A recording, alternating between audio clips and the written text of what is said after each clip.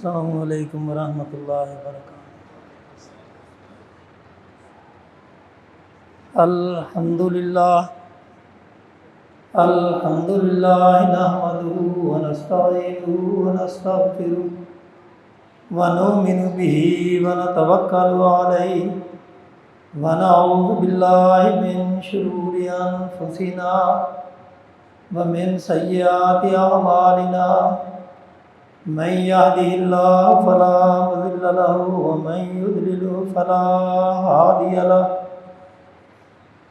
وأشهد أن لا إله إلا الله وحده لا شريك له وأشهد أن محمدا عبده ورسوله اللهم صل على محمد وعلى آل محمد كما صليت على إبراهيم وعلى آل إبراهيم إنك حميد مجيد اللهم بارك على محمد وعلى آل محمد كما باركت على إبراهيم وعلى آل إبراهيم إنك حميد مجيد أما بعد فإن خير الحديث كتاب الله وخير الهدي هدي محمد صلى الله عليه وسلم وشر الأمور محدثاتها وكل محدثة بدعة وكل بدعة ضلالة وكل ضلالة في النار أعوذ بالله من الشيطان الرجيم بسم الله الرحمن الرحيم فَلْيَنظُرِ الْإِنسَانُ إِلَىٰ طَعَامِهِ أَنَّا صَبَبْنَا الْمَاءَ صَبًّا ثُمَّ شَقَقْنَا الْأَرْضَ شَقًّا فَأَنبَتْنَا فِيهَا حَبًّا وَعِنَبًا وَقَضْبًا وَزَيْتُونًا وَنَخْلًا وَحَدَائِقَ غُلْبًا وَفَاكِهَةً وَأَبًّا مَتَاعًا لَكُمْ وَلِأَنْعَامِكُمْ۔ ہر قسم کی تعریفیں بڑھائیں کبریائیں اللہ وحدہ لا شریک کے لیے، جس کائنات کا خالق مالک مدبر الامور ہے۔ بے شمار اور ان گنت درود و سلام ہوں سید الکونین خاتم النبیین محمد الرسول اللہ صلی اللہ علیہ وسلم کی ذات گرامی پہ۔ اللہ تعالیٰ نے اس کائنات میں جس طرح انسان کے اوپر اپنے انعامات کی بارش کی ہے کہ اس کے اوپر اتنی نعمتیں اللہ تعالیٰ نے نازل کی کہ اللہ تعالیٰ فرماتے ہیں کہ یہ ان نعمتوں کو شمار بھی نہیں کر سکتے۔ تو اسی طرح اللہ تعالیٰ نے انسان کے لیے ایک اور بھی نعمت اسے عطا کی، وہ ہے ضروریات زندگی کے ساتھ ساتھ اس کو سازگار ماحول بھی عطا کیا، اور پھر ماحول کو سازگار رکھنے کے لیے ایسی چیزیں عطا کی اور انسان کو اس بات کا مکلف کیا کہ ان چیزوں کی حفاظت کرنا تیری ذمہ داری ہے، کیونکہ اسلام انسان کی جس طرح تمام مسائل کا حل بیان کرتا ہے، اسی طرح اسلام نے اس کا یہ معاشرتی یا معاشی معاملہ وہ بھی حل کرنے میں انسان کی رہنمائی کی ہے کہ زندگی کو خوشگوار بنانے کے لیے ماحول کو کس طرح تم نے خوشگوار رکھنا ہے۔ یہ جس ماحول میں آلودگیاں پائی جاتی ہیں ان سے تم نے کس طرح چھٹکارا حاصل کرنا ہے۔ اس لیے اللہ تعالیٰ فرماتے ہیں فَلْيَنظُرِ الْإِنسَانُ إِلَىٰ طَعَامِهِ، انسان کو اپنے کھانے کی طرف دیکھنا چاہیے۔ انا صببنا الماء صبا، ثم شققنا الارض شقا فانبتنا فيها حبا وعنبا وقضبا وزیتونا ونخلا وحدائق غلبا، کہ ہم نے کس طرح پانی نازل کیا، پھر ہم نے کس طرح زمین کو پھاڑا اور اس میں سے درخت اور فصل کے انگوریاں وہ باہر نکالی، اور باغات کس طرح زمین میں سے اگائے۔ وہ باغات اور وہ فصلیں انسان کی غذا بھی ہیں اور ان کے جو جانور ہیں ان کی بھی غذا ہے۔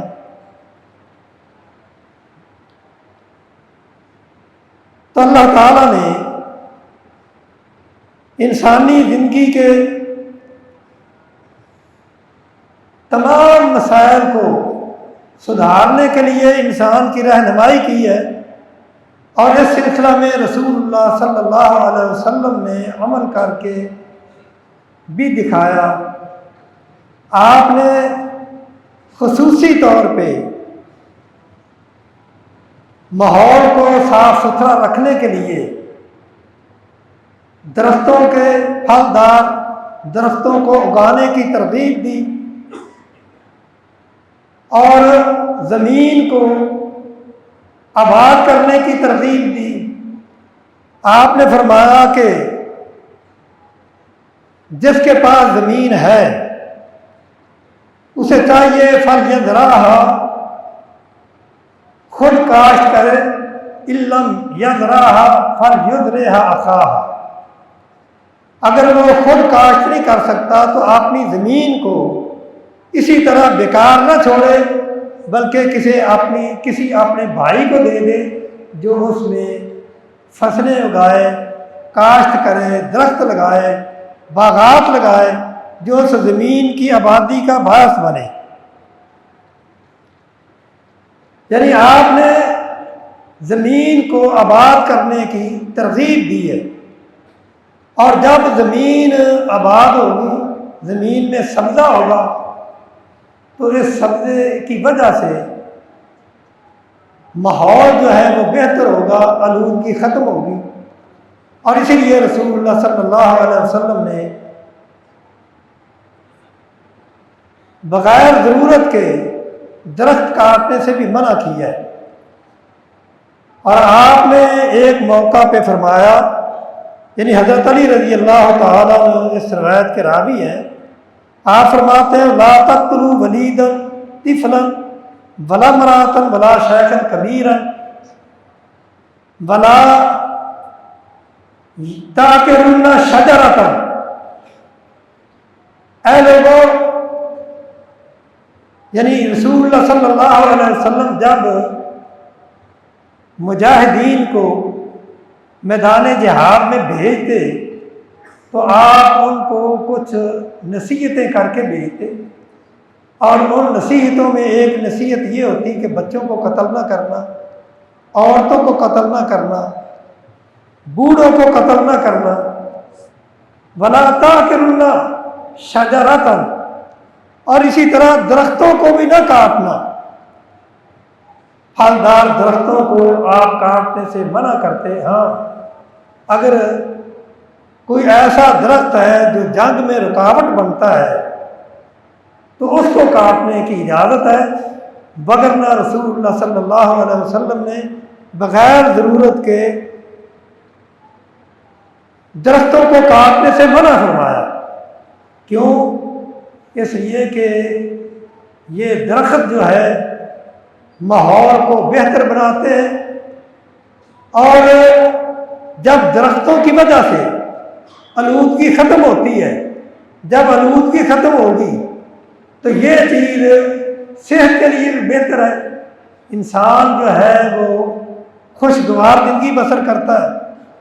تو لہذا اسلام نے ہماری ہر معاملے میں رہنمائی کی ہے۔ یہ زندگی کا کوئی مسئلہ لے لیں، اسلام کی رہنمائی وہاں موجود ہے۔ وہ ہماری اپنی مرضی ہے کہ ہم اسلامی قوانین کے مطابق عمل کرتے ہیں یا نہیں کرتے۔ اسی طرح رسول اللہ صلی اللہ علیہ وسلم کے بعد حضرت ابوبکر رضی اللہ تعالیٰ عنہ خلیفہ بنے، تو انہوں نے جب جہاد کے لیے لشکر بھیجا تو وہ بھی یہ کہتے ہیں، کمانڈر کو کہنے لگے انی موسیکا بعشر، میں تجھے 10 چیزوں کی نصیحت کرتا ہوں، ان 10 چیزوں پہ تو نے عمل کرنا ہے۔ اور ان 10 چیزوں میں ایک یہ بھی تھی وَلَا تَقْطَعَنَّ شَجَرَةً مُثْمِرَةً، کسی پھلدار درخت کو نہ کاٹنا۔ کیوں؟ اس لیے کہ یہ اللہ تعالیٰ کی بہت بڑی نعمت ہے، اور ان درختوں کی وجہ سے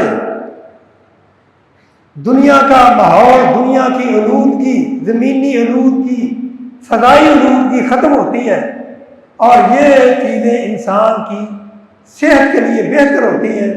تو لہذا انسان کو صحت مند رکھنے کے لیے اللہ تعالیٰ نے یہ حکم بھی دیا، رسول اللہ صلی اللہ علیہ وسلم نے اس پہ عمل کیا، عمل کروایا، اور اسی طرح خلفائے راشدین نے بھی اس پر عمل کیا اور عمل کر کے دکھلایا۔ اور اللہ تعالیٰ نے ایسے لوگوں کی مذمت بیان کی ہے جو کھیتوں کو، فصلوں کو تباہ و برباد کرتے ہیں۔ اللہ تعالیٰ فرماتے ہیں وَإِذَا تَوَلَّىٰ سَعَىٰ فِي الْأَرْضِ لِيُفْسِدَ فِيهَا وَيُهْلِكَ الْحَرْثَ وَالنَّسْلَ إِنَّ اللَّهَ لَا يُحِبُّ الْمُفْسِدِينَ، کہ اللہ تعالیٰ کچھ لوگ ایسے ہوتے ہیں جن کا کام یہ ہوتا ہے کہ وہ زمین میں فساد برپا کرنا چاہتے ہیں، وہ پھلدار درختوں کو کاٹتے ہیں اور سایہ دار درختوں کو کاٹتے ہیں، فصلوں کو برباد کرنے کی کوشش کرتے ہیں، انسانی نسل کو برباد کرنے کی کوشش کرتے ہیں۔ اور اللہ تعالیٰ فرماتے ہیں کہ یہ لوگ مفسد ہیں، اور ایسے فساد کرنے والے لوگوں کو اللہ تعالیٰ پسند نہیں کرتا۔ تو گویا کہ اس آیت سے یہ بات بھی ثابت ہوئی، جو بے جا درختوں کو کاٹتے ہیں، بغیر ضرورت کے درختوں کو کاٹتے ہیں، تو یہ زمین میں فساد برپا کرتے ہیں۔ اور یہ فساد اس طرح کا ہے کہ جب وہ آلودگی پھیلے گی، لوگوں میں بیماریاں پھیلیں گی، تو یہ فساد ہے۔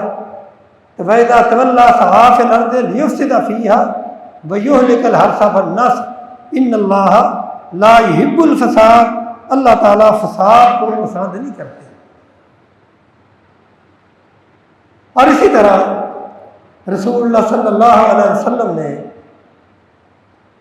اگر کسی جگہ سایہ ہے تو کوئی شخص اس سائے کو ختم کرتا ہے، تو رسول اللہ صلی اللہ علیہ وسلم نے فرمایا کہ ایسا شخص جو ہے وہ اللہ کے ہاں پسندیدہ نہیں، بلکہ رسول اللہ صلی اللہ علیہ وسلم نے اس کے بارے میں فرمایا کہ آپ فرماتے ہیں اتقوا الملائن الثلاثہ، 3 ایسی چیزوں سے بچو جو لعنت کا سبب بنتی ہے۔ 3 ایسی چیزوں سے بچو جو لعنت کا سبب بنتی ہیں، اور وہ 3 چیزیں کون سی ہیں؟ البرازہ فی الموارد والذل وقارعۃ الطریق، جہاں لوگوں کی آمد و رفت ہو اس جگہ پہ قضائے حاجت کرنا، گندگی پھیلانا، یا جس جگہ وہ سایہ حاصل کرتے ہیں، یعنی درخت کا سایہ ہے، کوئی اور سایہ ہے، اس سایہ کو حاصل کرنے کے لیے وہاں جمع ہوتے ہیں، تو ایسی جگہ پہ گندگی پھیلانا، وقارعۃ الطریق ہے، اور لوگوں کے راستے میں گندگی پھیلانا، یہ 3 چیزیں لعنت کا باعث بنتی ہیں۔ رسول اللہ صلی اللہ علیہ وسلم نے فرمایا اتقوا الملائن الثلاثہ، یہ 3 چیزیں جو لعنت کا سبب بنتی ہیں ان سے بچو۔ اور اسی طرح رسول اللہ صلی اللہ علیہ وسلم نے سائے دار درخت کو جو شخص کاٹتا ہے، یہ ترمذی میں روایت ہے، حضرت عبداللہ بن حبشی رسول اللہ صلی اللہ علیہ وسلم سے اسے بیان کرتے ہیں کہ رسول اللہ صلی اللہ علیہ وسلم نے فرمایا، من قطع سدرۃ صفف اللہ رأسہ فی النار، جو بیری کے درخت کو کاٹتا ہے،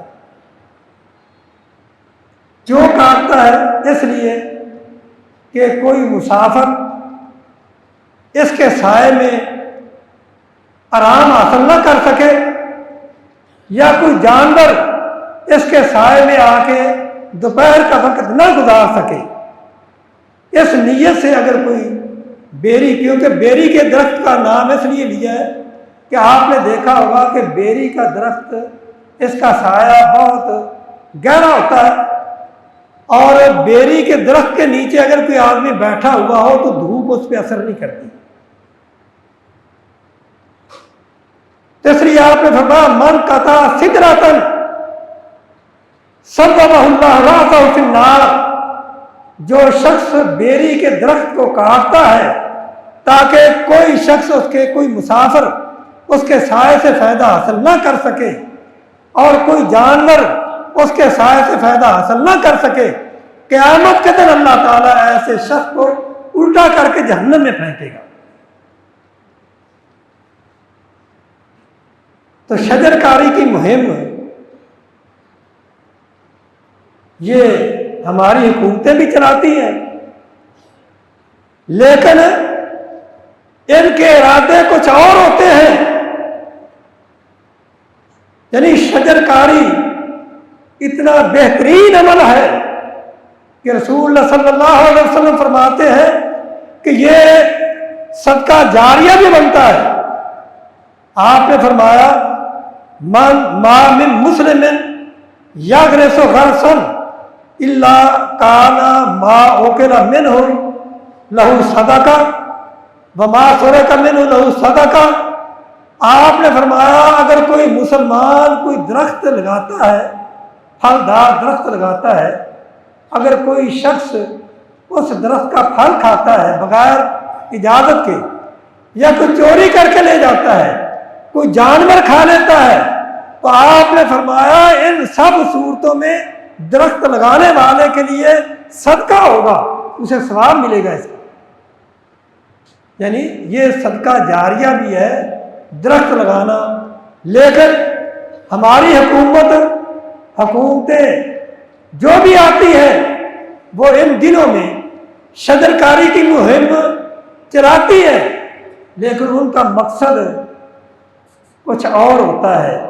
ان کا مقصد یہ نہیں ہوتا کہ اپنے ملک کو سرسبز بنایا جائے، وہ آپ سب سمجھتے ہیں جو ان کا مقصد ہوتا ہے، اور وہ اپنا مقصد پورا کر لیتے ہیں۔ درخت اگے نہ اگے اس بات میں کوئی پرواہ نہیں ہوتی، درخت لگائے جاتے ہیں، پیسے خزانے سے لیے جاتے ہیں، لیکن آپ کو درخت کہیں نظر نہیں آتا۔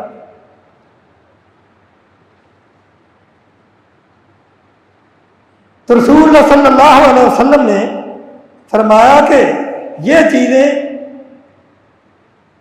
شجر کاری جو ہے، درخت لگانا، یہ اہمیت کا حامل بھی ہے، اس کی اہمیت ہے اور اس کی فضیلت بھی ہے، کیونکہ رسول اللہ صلی اللہ علیہ وسلم نے فرمایا، من احیا ارضا میتۃ، جس نے مردہ زمین کو زندہ کیا، یعنی جس زمین کو آباد کیا جائے وہ زندہ ہوتی ہے۔ اگر وہ آباد نہ ہو، اس میں فصل نہ لگے، اس میں درخت نہ لگائے جائیں، تو وہ زمین مردہ ہے، یعنی اس کا کوئی فائدہ ہی نہیں۔ تو آپ نے فرمایا، من احیا ارضا میتۃ، جس نے مردہ زمین کو زندہ کیا، لہو بہا اجر، اس کو اس کا بھی اجر ملے گا۔ زمین کی آباد کاری کرنا، بنجر زمین کو آباد کرنا، یہ بھی ثواب کا باعث ہے۔ رسول اللہ صلی اللہ علیہ وسلم نے ہماری ہر معاملے میں رہنمائی کی ہے۔ اور پھر آپ یہ بھی یاد رکھیں کہ یہ شجر کاری معاشرتی نظام کے لیے بھی بہتر ہے، اور رسول اللہ صلی اللہ علیہ وسلم نے جو اس کے معاشرے میں فائدے ہوتے ہیں ان کا تذکرہ بھی کیا ہے۔ یعنی سب سے بڑا فائدہ شجر کاری کا، درخت لگانے کا یہ ہوتا ہے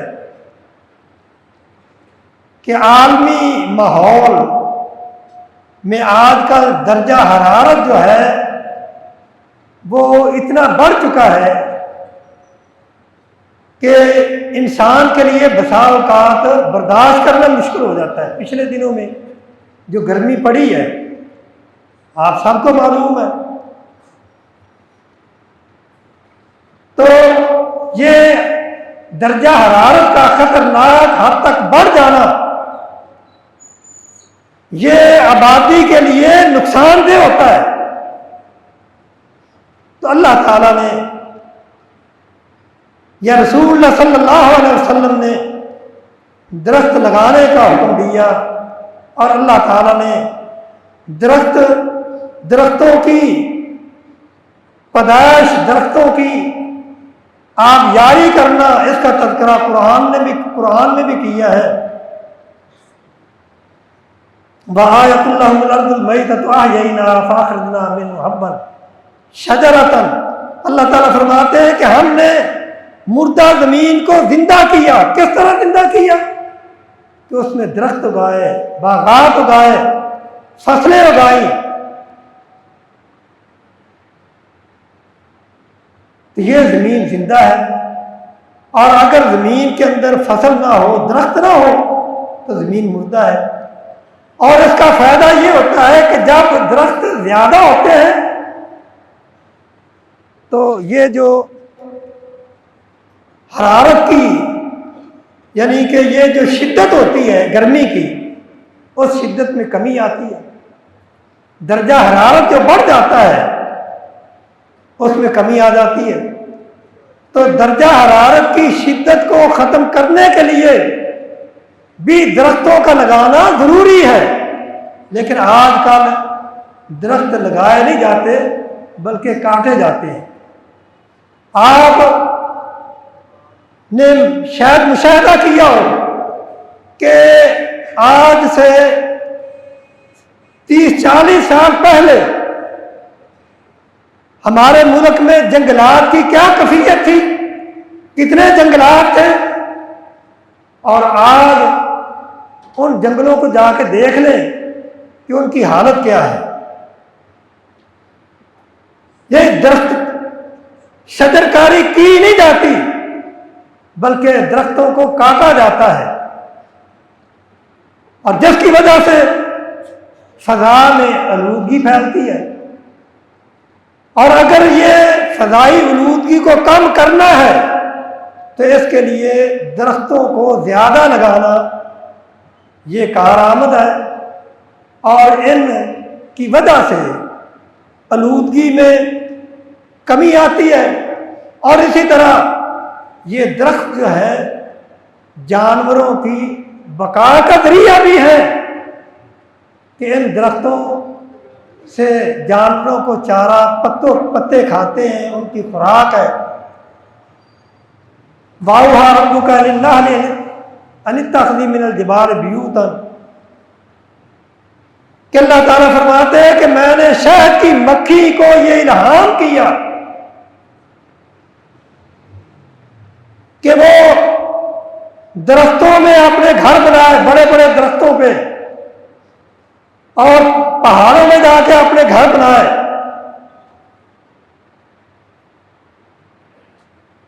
اور اسی طرح یہ درخت جو ہوتے ہیں یہ سیلاب کے بچاؤ کے لیے بھی کام آتے ہیں۔ یہ ان علاقوں میں گلگت وغیرہ طرف کشمیر میں آپ جاتے ہیں سیر و تفریح کے لیے تو لینڈ سلائڈنگ ہوتی ہے. اگر جن پہاڑوں پہ درخت لگے ہوئے ہیں وہاں لینڈ سلائڈنگ بھی بہت کم ہوتی ہے. اور پھر یہ درخت جو ہے قحط سالی سے بچاؤ کا ذریعہ بھی ہے اور ایندھن کا کام بھی آتے ہیں. مثال کے طور پہ اگر آج ہمارے ملک میں گیس کی کمی آ جاتی ہے، گیس کی لوڈ شیڈنگ ہو جاتی ہے، تو ہمارے پاس اتنی لکڑی نہیں ہے جو ایندھن کا کام دے سکے. تو اگر ہم درخت لگائیں تو ہمارے پاس اتنا ایندھن ہو جائے کہ ہمیں کسی کی محتاجی نہ رہے. اور اسی طرح جس طرح معاشرتی فوائد ہیں، ان درختوں کے معاشی فوائد بھی ہیں. یعنی درخت لگانے سے بجلی کی بچت ہوتی ہے. یعنی جتنا ماحول ٹھنڈا ہوگا آپ کو بجلی کم استعمال کرنا پڑے گی. اور اسی طرح